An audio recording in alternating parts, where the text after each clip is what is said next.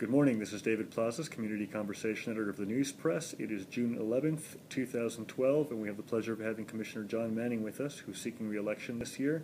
And editorial board members and alumni, would you please introduce yourselves for the record? My name is Luis Encinar, and I'm a citizen member from South Fort Myers. Cole Peacock, alumni citizen member from Fort Myers. And we also have Roy Hyman, who's also a citizen member alumni too, with us. Commissioner Manning, thank you again for joining us. My pleasure. Will you tell us, why are you seeking re-election? Well, I'm seeking re-election, David, because of the simple fact that over the last 2 years, I think I've tried very diligently to stabilize the board, to have them focus on issues and have them look at the fiscal aspects of Lee County. Lee County's fiscal health is very important to me. I've been in Lee County for 33 years, raised our 2 kids here. And I think it's important that we continue the momentum to fix the finances of county government, number one. And number two, I'm all in when it comes to economic development. We have to diversify our economy. And I know that I was out of the loop for 10 years, from 2000 to 2010, but that song never goes away. So I'm glad to do this. It's a very time-consuming job, but it's very worthwhile when things are done for the betterment of the people of Lee County. So that's why I'm back in the game.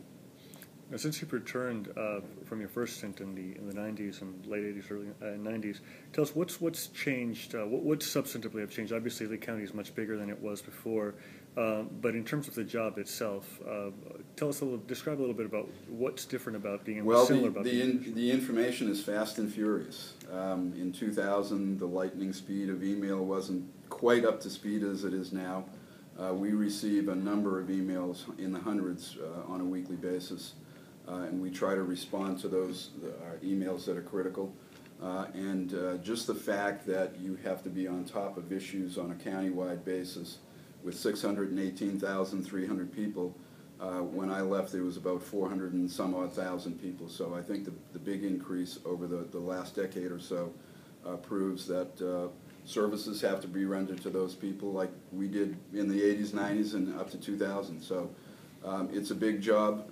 We have, in the 2 years that I've looked at county budgets, we've cut back $40 million in our general fund budget. Our general fund budget's about 31% of the total BOCC budgets that we contribute to, with the constitutionals having about 55, 56, 57%, and shared costs are the remaining 12. So it's a complicated job. It's one that I enjoy, and quite frankly, I'm meeting more people now than ever before. So it's good to get their insights and their thoughts as far as what their issues are all across Lee County, and I enjoy that. With regard to the fiscal situation of the county, we certainly hear several numbers when it comes to whether or not we'll deplete reserves in the next few years, whether or not JetBlue Park and baseball was too ambitious and we now have the Nationals. Tell us a little bit about, from your vantage point, what is the financial situation of the county and what can we expect? Well, the financial situation of the county, David, is not as bleak as some of the candidates and even my colleagues would have you understand. If you understand county budgeting, it is very complicated, number one. Number two, we have 300 funds and sub-funds that are dictated mandatorily by the legislature that we have to account for. Our budget is about $110 million of what the Lee County Board of County Commissioners controls, and that's a big budget. We also have about $160 million in undesignated reserves, which the debate is raging right now as to if we should have those amount of reserves or not. And my contention is we started doing that in 1993 when we hired a new county manager, and after a very devastating hurricane hit the East Coast. What I wanted to do was to try to put some money away for contingencies over the period of time, and I think it got up to about $230 million at one point in time. And when Hurricane Charlie came through, the county, to the best of my recollection, used about 60 to 75% million of that to help clean up from the devastation of Charlie. So reserves are necessary.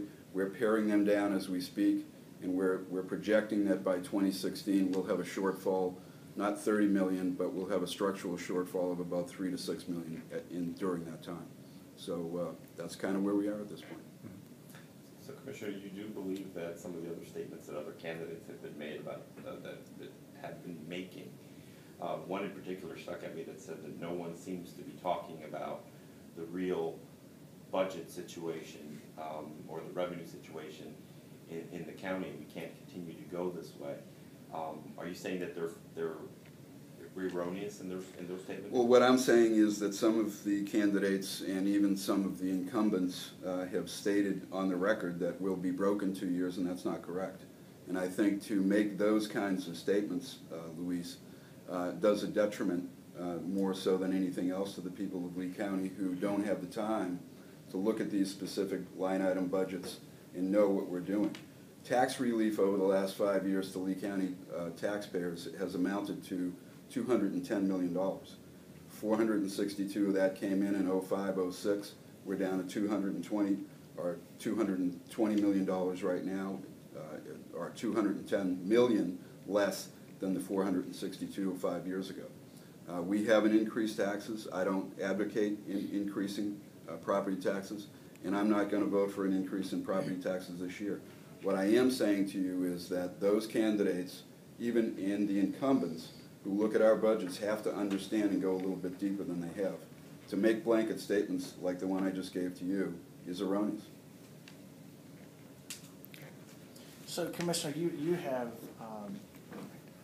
you've got a great history going back in office. You served as a county commissioner, and then I believe as of late you also served on the, is it the League of Counties or the county associations? Or well, I was past president of the Florida Association of Counties and ran a statewide campaign to ask the legislature to stop making county taxpayers pay for the state court system. That victory was 61-39, if you remember. Article 5 was the issue there. But once you're a past president and you come back, they put you on every conceivable committee known to man, and so I'm on the board of directors. I'm on the select committee on growth management. I was the one who sort of instigated the Medicaid lawsuit, which we have 53 counties now out of 67.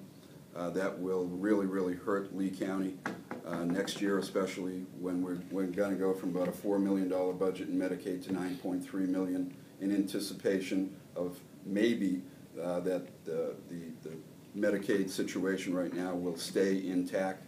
We're going to fight that because we think it's wrong. So I am back involved in the Florida Association of Counties very heavily. Well, and part of the reason for me asking that is it's got to give you knowledge of how other counties have weathered the storm and ideas they brought to the table, whether they're the same size as our county, larger or smaller. It's a wealth of knowledge that's at your fingertips. It's got to be beneficial as you're sitting in the chambers. It's very beneficial, and while I was back in the private sector, Cole, from 2000 to 2010, I had the opportunity to work with cities and counties in the state of Florida and got views of 30,000, 15,000 and on the ground.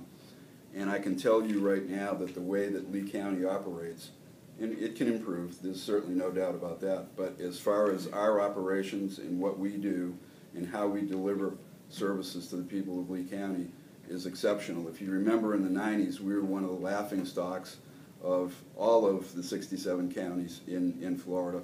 We changed that, we turned it around, we hired good management, and that's one of the reasons I left in 2000. Things were going in the right direction. You can never anticipate an economic downturn like what devastated Lee County in the past.